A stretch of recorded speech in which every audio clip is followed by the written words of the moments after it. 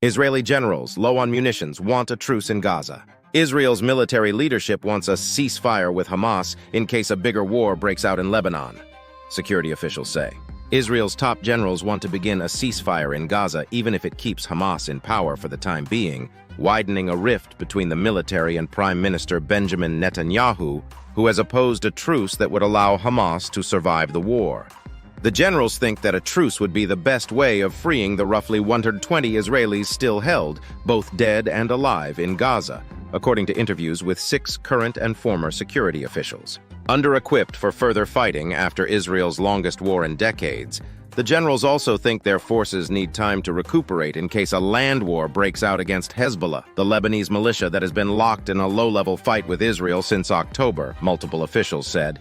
A truce with Hamas could also make it easier to reach a deal with Hezbollah, according to the officials, most of whom spoke on the condition of anonymity to discuss sensitive security matters.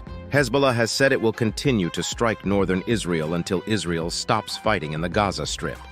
Known collectively as the General Staff Forum, Israel's military leadership is formed from roughly 30 senior generals, including the military chief of staff, Lieutenant General Herzi Halevi, the commanders of the Army, Air Force and Navy, and the head of military intelligence. The military's attitude to a ceasefire reflects a major shift in its thinking over the past months as it became more clear that Mr. Netanyahu was refusing to articulate or commit to a post-war plan. That decision has essentially created a power vacuum in the enclave that has forced the military to go back and fight in parts of Gaza it had already cleared of Hamas fighters. Subscribe to The Times to read as many articles as you like. Ronen Bergman is a staff writer for the New York Times Magazine based in Tel Aviv.